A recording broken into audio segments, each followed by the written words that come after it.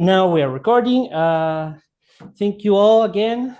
Welcome to a new seminar for this initiative here in CosmoLATAM. Today, our speaker will be Tadeo Gómez from UNAM, Mexico. And the seminar title is Gravitational Waves from Hyperbolic Encounters of Primordial Black Holes in Dwarf Galaxies. So, Tadeo, you can start. Okay, thanks for the presentation, my good friends Francisco, and thanks for the organizers for invitation. So, I'm Tadeo Gómez. I'm a PhD student. Sorry, can you hear me very well? Yes. Cool. So, well, I'm a PhD student from UNAM.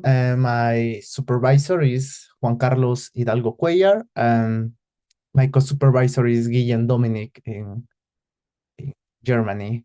So this work was developed in collaboration with NCR Fanny and another PhD student. I will talk about more in the last slide, but well, today I will show you how the primordial black holes embedded in draft galaxy cores can generate a stochastic gravitational wave background through two channels, hierarchical binaries mergers and close hyperbolic encounters, or I will name it chess in a signature. I will motivate the problem outline of the cluster model and then compare the spectral signatures and detectability on both channels. So it's necessary to say that is an extension of the previous work that was worked in my master degree. So, okay. Well, the content of this talk, the first, I will talk about a brief history of in the early universe. Next, I will talk about primordial black holes, like give a little tiny description. I talk about the PBH like a dark matter, and the next one is what is the dwarf galaxy and the important thing. And the 0.5 and 6 is the principal work, the plumber model that was used, and chess and binaries like signatures with primordial black holes. And the last one I will talk about results and the acknowledgements. Okay, so well, that is a brief introduction to early universe. The the CMB provides evidence of an early accelerated expansion period we call inflation. So the observation of the primordial fluctuation limit the energy scale during inflation to be smaller, like than the order 10 to 16 giga electron volts. That is a good constraint to well below the Planck scale. Meanwhile, we have a Big Bang nucleosynthesis era. That is the first step to radiation domination era. So by the time neutrino decoupled from the thermal plasma, we have a good constraint with this era with the energy scale in the order to 1 mega electron volt. So, but PBN is a cornerstone of the standard cosmological model. But at the present, the primordial abundance of helium and deuterium are measured with 1% precision. So that is very, very important, because this makes BBM a powerful arena to test non-standard cosmology invention story. But, well, that is not much important for this work, but I will talk what is most important, because when inflation ends and between Big Bang begin, we have a window to explore what's happened with the quantum fluctuations. For one step, you can form primordial black holes, or you can produce gravitational waves. Okay, so that is the most important thing. Well, we don't have had an observation that determine whatever is the period between in this area, so it's a open problem to work. Well, but what's happened with this quantum fluctuation? Well, first, before to talk primordial black holes, we need to talk what is a black hole. What is the tiny description to say that an object is a black hole? Well, and why is primordial black hole? So black holes with a wide range of masses could have formed in the early universe of the Greek compression associated with the Big Bang. So the simplest black holes are defined solely by their mass. Maybe you can remember the Noether theorem to describe a black hole with 3 parameters: masses, angular momentum, and spin. Electric charge. So the most simple and that we only consider a Schwarzschild black hole. I mean, only black holes described by their mass. Okay.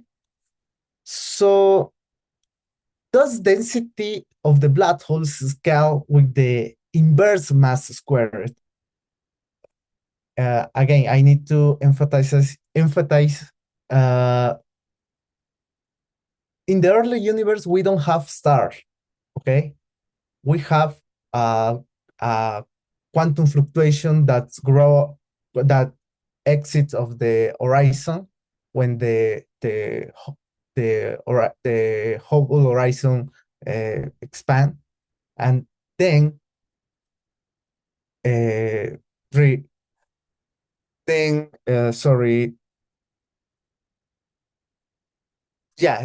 when the fluctuation could be the horizon, crossing a horizon again before the expansion.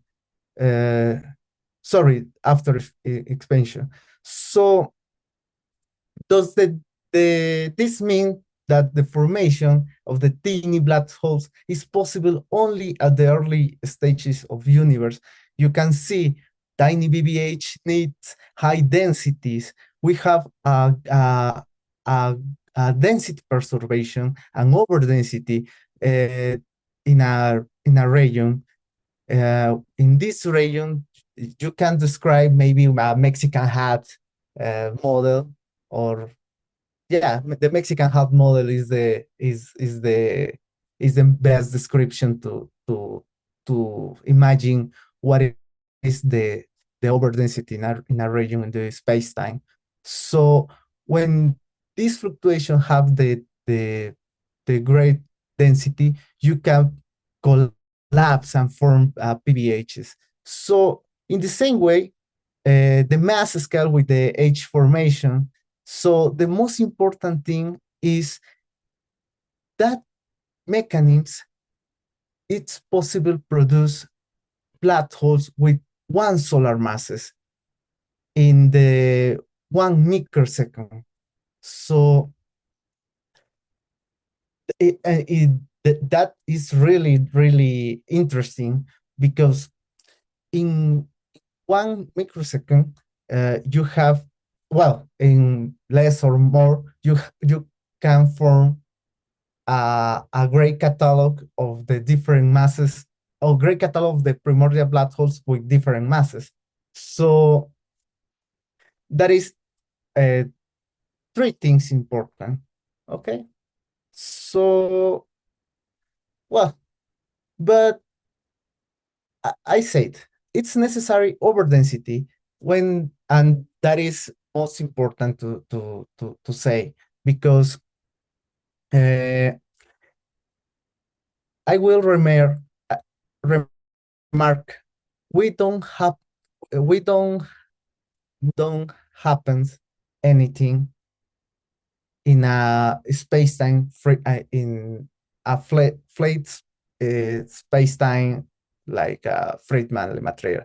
Okay, we need to perturbation. We need to, we need to overdensities, and that overdensities is correlational with the perturbation of the metric. Okay, so in this case, we have a different criterions. That criterions to form of PBHs is based in an inodynamical approximation. So the criterion to determine which overdensity collapse is given in terms of the density contrast, okay? There is a critical amplitude for the density contrast, and the gravitational collapse will take place. The criterion for collapse relies on the fact that the curvature fluctuation amplitude is constant outside of the horizon. So it's important to say again that threshold, that overdensity depends of the equation of states. So, and that is implied the difficult to form a PBHs can vary as the numerical simulation of Musco, for example. You can see we have how the what is the threshold, the overdensity necessary to form when we have a equation state or scenarios with the universe with like a dust or radiation, you know. So, well, that is a little prescription and consideration to form PBHs, okay? In the same way, we have another criterions to formation of PBHs. In this, especially in the region. The region needs sphericity and homogeneity. Okay? That englobes at different scenarios with the, if you don't have a sphericity region, you maybe form a different structures like that are there are no PBHs. For example, you can form a pancake, a structure like a pancake or like a cigarette. Yeah, that is the topological description of the by Sasaki and Harada works. So, well, in the figure, I show the several scenarios to be considered the formation of PBHs when you consider this region, the sphericity and homogeneity. Maybe when you form the PBHs, you can produce with PBHs with angular momentum. I forget. I need to say what is this sigma? Sigma is the variance of the primordial fluctuation. Okay, that in another thing to say, sigma is correlated with the power spectrum. Okay, the primordial power spectrum amplitude. Okay,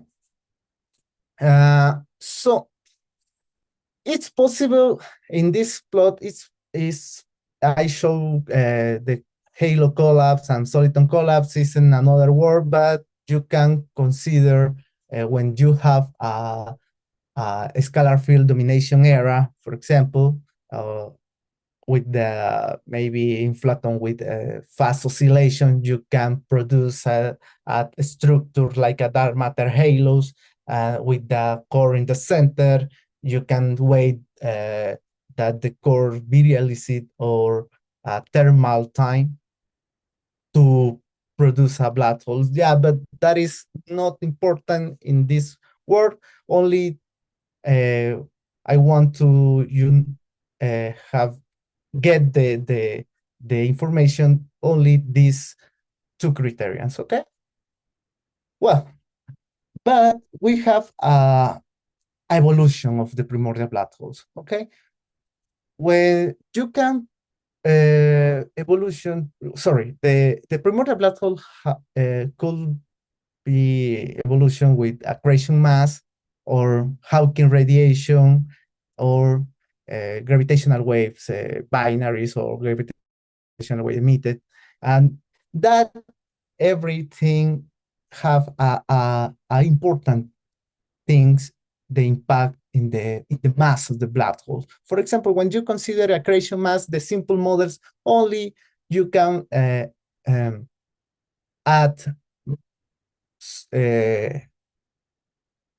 the mass of the black holes in the one, yeah, the order to 10 to minus 6. Okay, that is neglected to evolution. In another hand, you can produce the black holes could be evaporated. So the time to evaporate a black hole with the one solar mass is approximately the 10 to 64 years. So that is a good important constraint window to speculate what is the range of mass if possible to detect and maybe hope we have a good detection of the primordial black hole. Well, in today we don't have anything detection of these objects, so but well, the hope the word is necessary to do, but in another hand, in the last one is the gravitational waves. Okay, the gravitational waves, you can form binaries in a good population of the primordial black holes, but you can see in the table when the masses is reduced, the time to form to make a merger is really huge. So in this case, if we have a, a binary of the primordial black hole with 10 to minus 3 solar masses, we need to 10 to 19 years to make the binary. So that is a problem. Well, but that is the gravitational wave only when one sources. It's possible you can form different binaries in dense over density clusters and consider a different probability to form binaries, or that in a spoiler, like a spoiler, sorry, you can consider close hyperbolic encounters. Okay. Well, the next one, that the most important thing is how many primordial black holes can we present on the universe. So there are several observations that constrain among the PBHs that can exist at the range of masses relevant to dark matter or another phenomena. So the most important thing of this slice is PBH is manifested through gravity or PBH is evaporated. So that is a signature in the different observation scenarios, okay? And that is a change of the fraction of masses, the fraction of the primordial black hole, the abundances, I mean, denoted by beta, okay? So, well, this one, yeah, in this case, I will show what is the range of masses to consider when the primordial black hole that survives if this form in Big Bang nucleosynthesis, or maybe that's impact in extragalactic gamma ray bursts. Yeah, we have another, for example, if there are the dark matter, or if the abundance evaporated completely, it's possible form dark matter, relics of dark matters, but only the most important thing is the range of masses, okay? The range of masses, and the PBHs are not completely dark matter, okay? It's a good candidate, but that is not completely dark matter. Okay. So, well, when you form to a population of the primordial black holes, we need to consider a separation of the Hubble flow or the Hubble expansion. Sorry, we start with two equal mass PBHs of each of mass of m and initially co-moving separation x. And for example, in the proper separation along the line join them, we need to the relative motion obeys this with these equations. Okay, these represent the expansion Hubble, the flow Hubble. Okay, so well, that is a differential equation to solve. We need to rewrite in terms the scale factors. That is the word, the Alihamud. And the most important thing here is in the limit, when we solve this equation, we find this parameter. These parameters have the initial spacing in relation with the co-moving separation. Okay, and when you evaluate the limit or the boundary condition, you can obtain the semi-major axis to form binaries of the pair of black holes. That's what separate of the Hubble expansion. And this plot show that. For example, in the limit, when the lambda is really less to 1, we have a great separation. That when we have a lambda equal to 1, the binaries follow the expansion. Okay, but that is only the reason. Two things. The things we have a clustering of the primordial black holes, and on the other hand, we have a semi-axis major semi-major axis to binaries to form to make a merger. Okay, and that quantity is necessary in the next compute. Well, but why that dwarf galaxy? Well, ultra fine dwarf galaxy are really tiny. And another thing that is have a dark matter dominated system. So they have a effective radii tends to a few hundred parsec.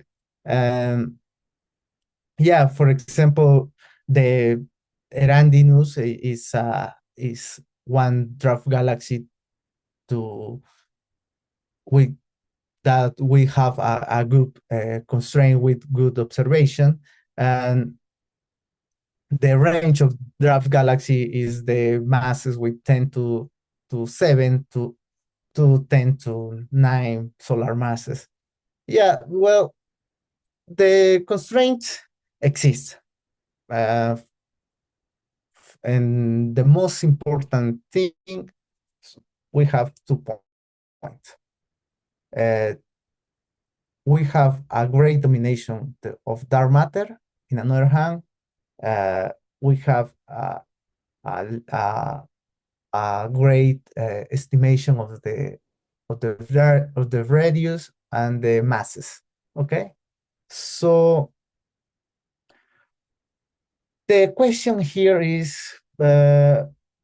giving a viable primordial black hole fraction in dwarf galaxy cores, and what gravitational wave background do they source? Well,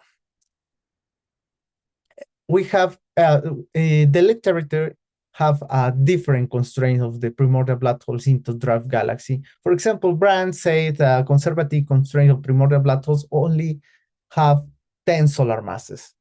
In another hand, with the observation,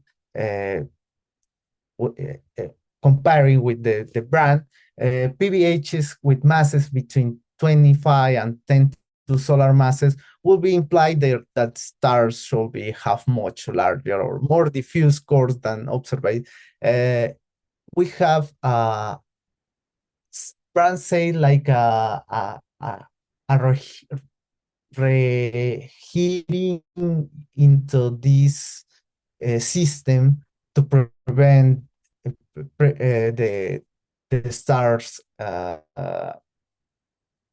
formation, new star formation, and then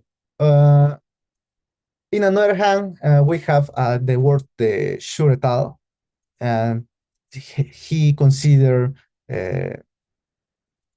PBHs in the range of the 2 to 14 solar masses. That is a significant fraction of the dark matter in our galaxy. They must lie within their mass range. Okay. Well, but what is the good motivation? The motivation is this one. For example, the LBK tracing catalog of the gravitational waves. Could you remember from 2015, we have the first detection of the gravitational wave by primordial by black holes. But over the past of the years, maybe we have a great detection have turned black hole demography into data-rich field. Yeah, and this one I show you different events with the neutron stars black holes binaries. Okay, but it's possible that great events have been formed by hierarchical mergers? Yeah, that is the first question. It's in the previous work we have a similar catalog to compare these events, and I will show you in the next slides. But in another hand, we have this event. This event is GW 23, 405, and 29. That is the exceptional astronomical event because it's detected during the first with the Curie observation in 23. The signal is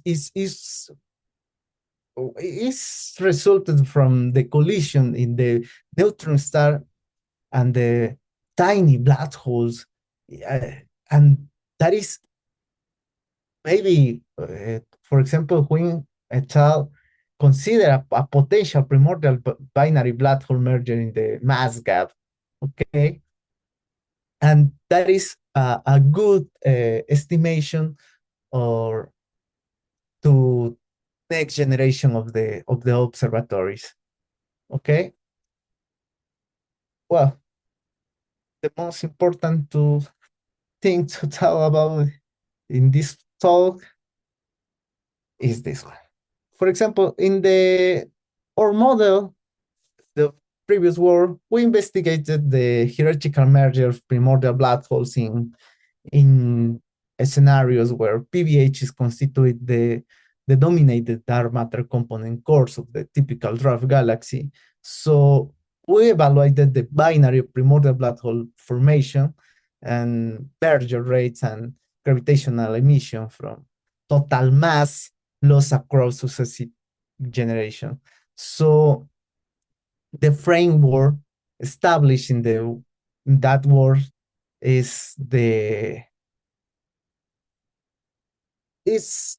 well, we permit another another analysis of the gravitational wave of emission.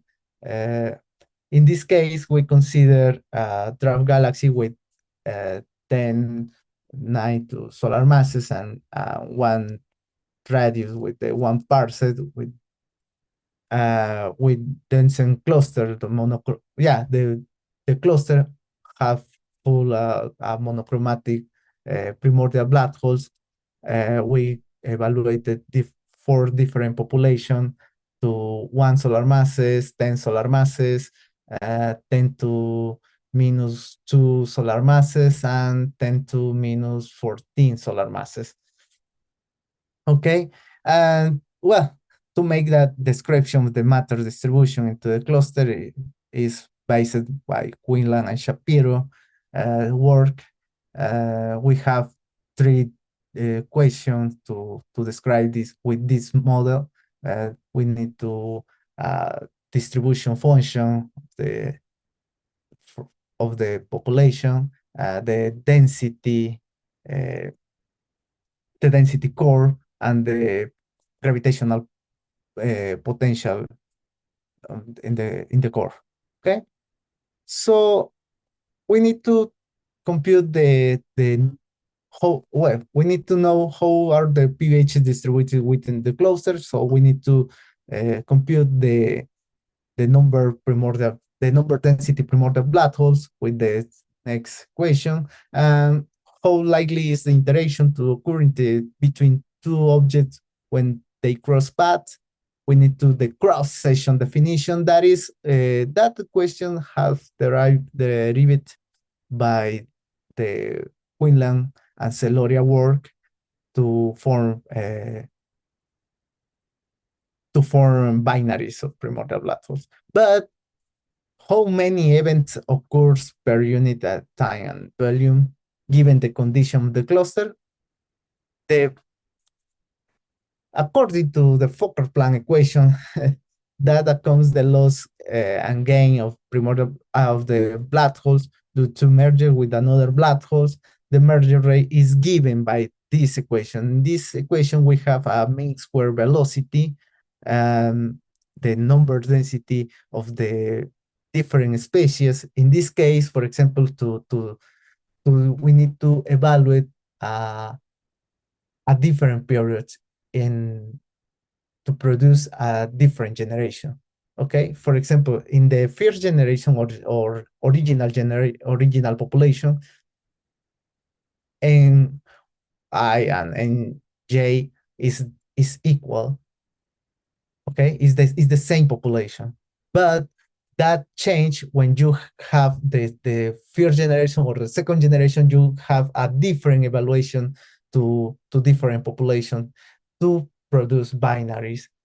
Okay, so in this way we compute what is the emission of the gravitational waves from these binaries. And the most important result in this work, we can, sorry, I show you the percent of the total masses convert of the original population with blue bar, and we have the orange bar is the first generation, the uh, pink bar is the second generation, and we have a different conversion of the original masses, but the total mass of the galaxy lost in gravitational waves. Okay, so that is another good results in this work, because it's a propose another thing to consider evolution of the draft galaxies. Okay. Okay. Well, and that is this picture is the mergers with the different mergers with the involvement with the equal mass, the one generation. In one plus one generation produce the second generation PV black holes with the roughly double the mass. Subsequent merges, we have one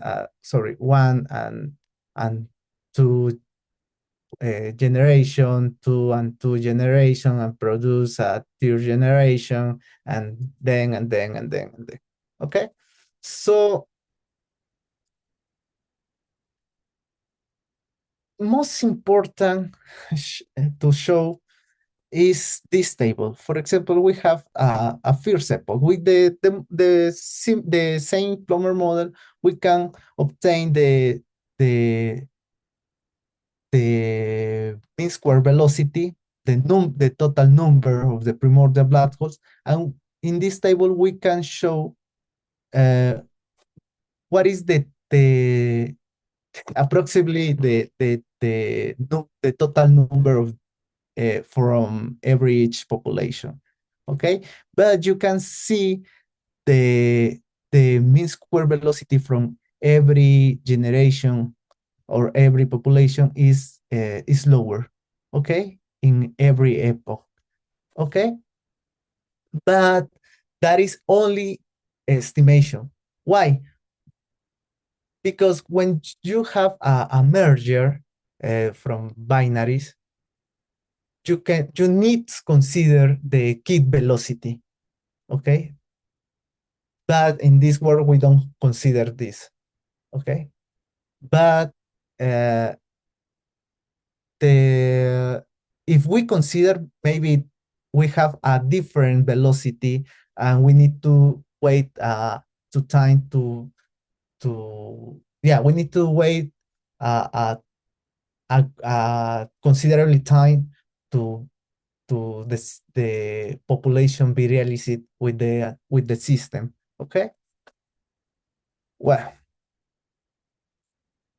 in in a special case, in this in dense environment of, for example, this dwarf galaxy cores, most PVHs encounters do not lead to the formation of the boom system, but instead result in scattering events. Okay, so during the such gravitational interaction, PBHs may also undergo the close hyperbolic encounters, in which they emit and thereby contribute to stochastic gravitational waves.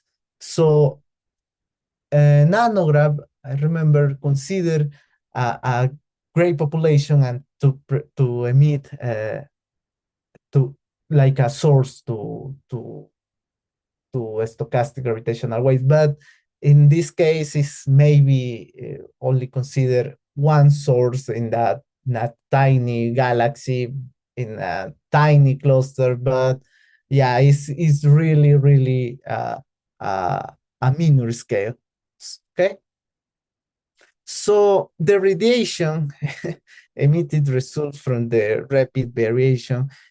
Yeah, you can think we have a different equation to quadrupole momentum to form or to produce a hyperbolic encounters. Yeah, we have a little with the dependence time. Okay, so the well, but the in this world, the gravitational scattering cross section is given by this one. Okay, we need to great dependence with the impact parameter. Okay, the impact parameter prevents the the the direct impact, and we can obtain a, a a phenomenology with that not the description with the model. So in this case, for our world, consider the impact parameter like a Schwarzschild radius. Yeah, similar to Schwarzschild radius. So in this case, we have a total energy rated in gravitational waves of for two masses. Is the close approach is the same form.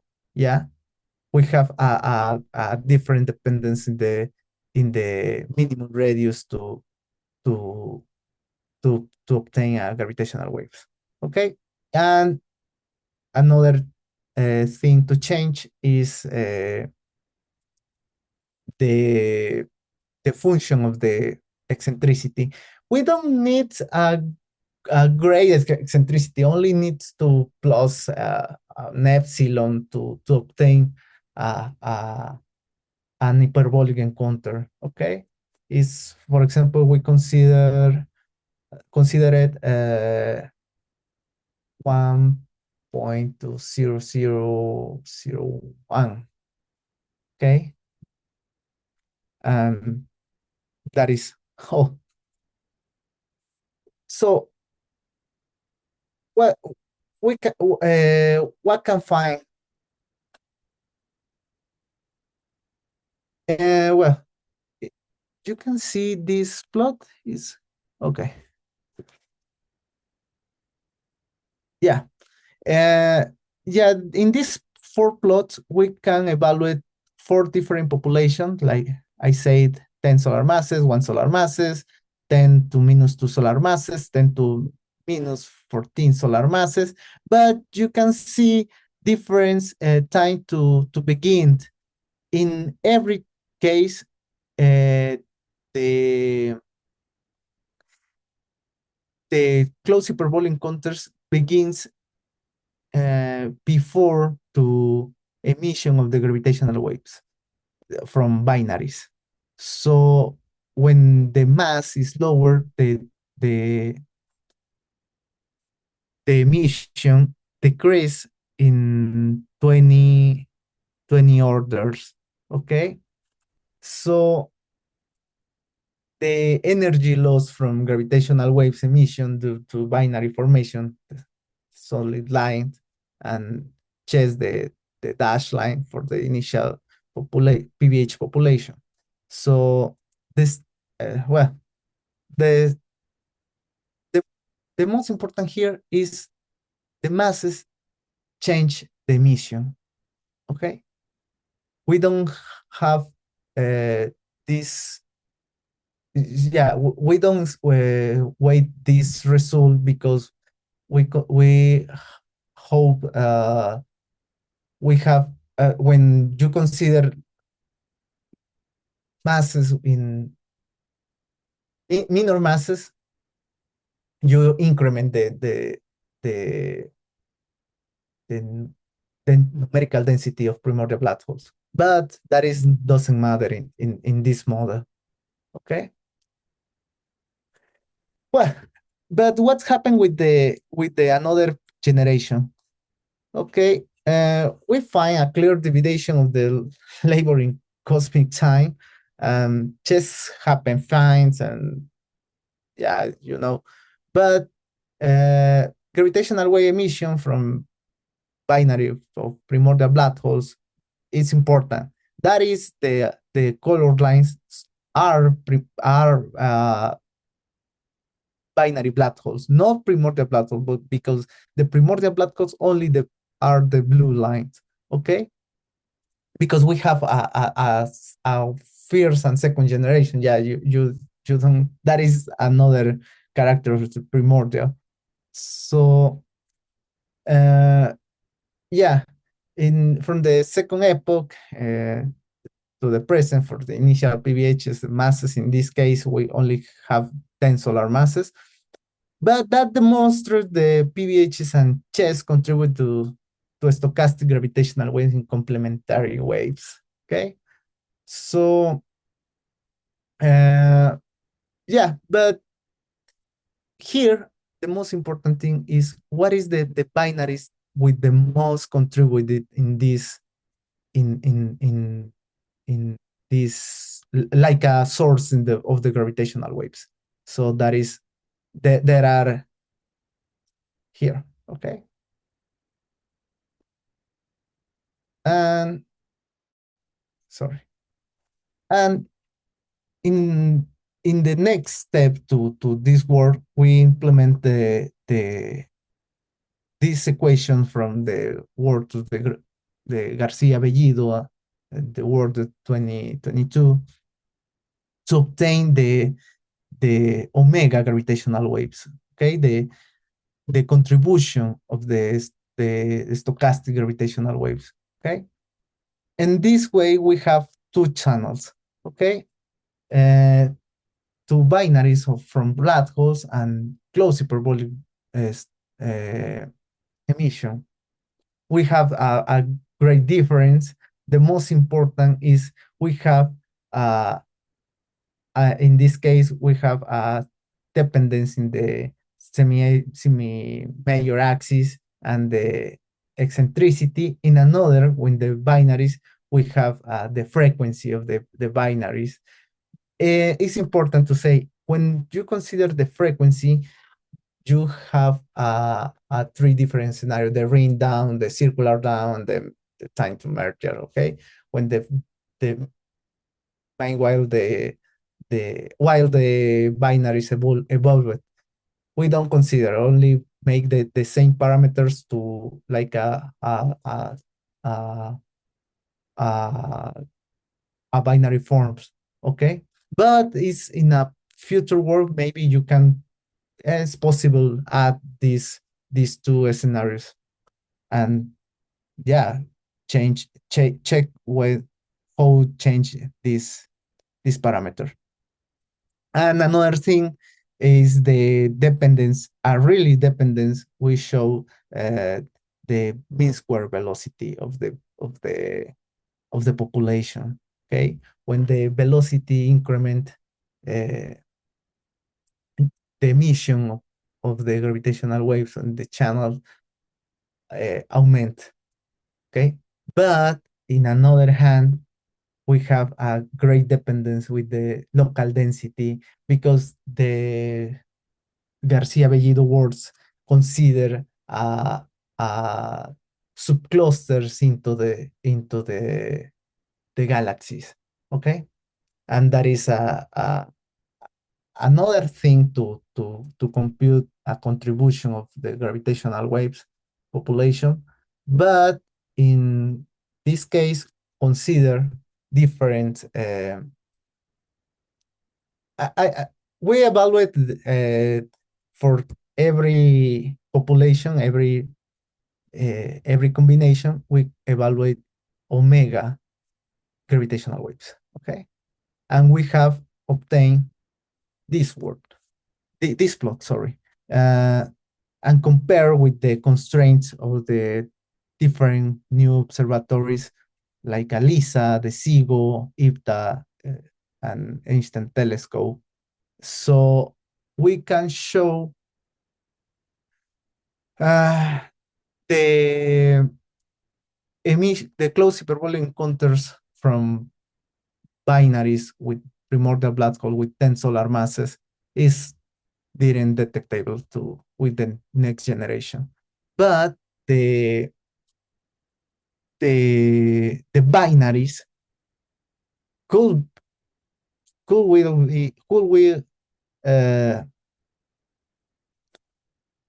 detectably, okay, in different channels. But the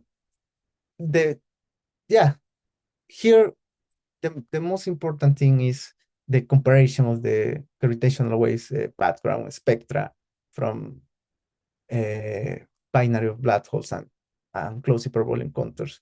In this case, for different fourth generation masses combination, and and yeah, I need to say, if you check the paper, you can find another plot, because yeah, the plot we reported, we consider a local density major than the the the major produced by individual, by subset population. Okay, we consider the total density, by the like a sum of the all all generation in the draft galaxy. Okay, and that is that was increment the signal, and but we don't have we uh,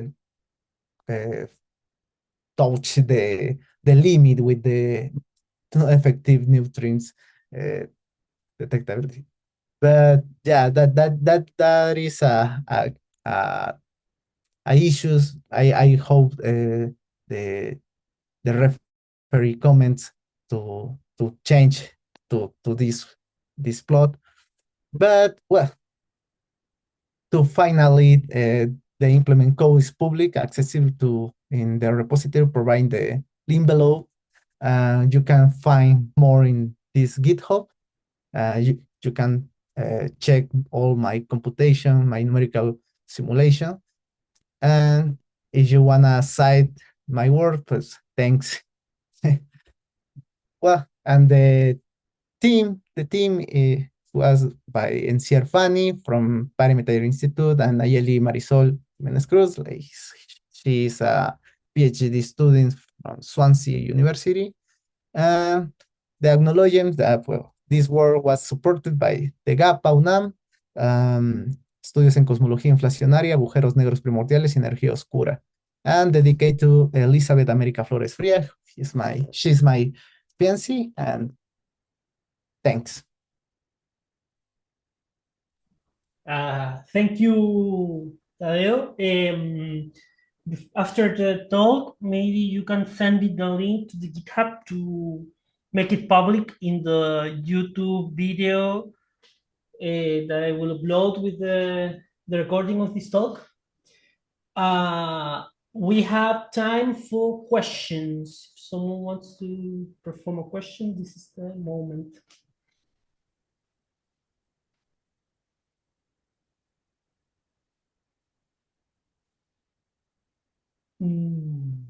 Okay, I have a very naive question. Maybe I don't understand very well the use that you give, the use that you do for the plumber model. Can you repeat again the idea? Because I saw the f sub I, rho sub I. What are the objects that? What are the Oh, considerations for the index, for example? yeah, well, the most important consideration is this. Yeah, is was really simple to describe the density cluster. You can think maybe consider Navarro free and wide this model, but we don't. But Navarro free and wide description, you can consider the halos. In this case, we don't need to describe in this form, and the plumber model adapts our necessity to to describe this phenomenology like a dynamics into the dwarf galaxy. And yeah, and the question here, yeah, we in this case the merger rate is derived a simple derivative with the Fokker-Planck equation, because in this case you only consider the dynamical of the objects into the galaxy.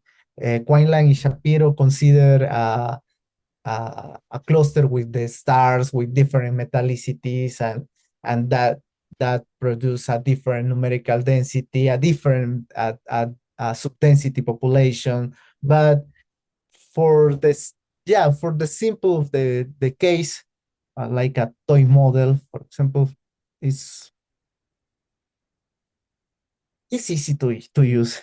Ah, of course. Yeah, I imagine too. One last question. Maybe I'm confusing some concept, but maybe I can do this question. How this plumber model is related with projector formalism? Exists there some relation between them? Projector formalism. Yeah, it's a model, mathematical model for predict the number of objects Oh, in galaxies, galaxy clusters, yeah, hyperbotic well, halos, yeah, in this case densities. we don't use the projector formalins. Yeah, is you can use to obtain a good fraction to compute the abundance the of the primordial black holes by by quantum fluctuations. But yeah, in this world only consider the fraction uh, by observationally. So projector we don't use to compute the numerical densities. Yeah, Yeah, but that is a good idea. Yeah, yeah, yeah. yeah. I imagine that could be extended because uh, to introduce this formalism. Okay. Anyone have again? I ask. Anyone have question for Tadeo? Okay. If not, let's thank again Tadeo. Very good presentation. Very good seminar. That's it. See you in the next time. I will announce the next seminar soon by the social media associated with CosmoLATAM. Again, thanks Tadeo, and thanks to all people who attend the seminar. See you in the next time. Bye bye.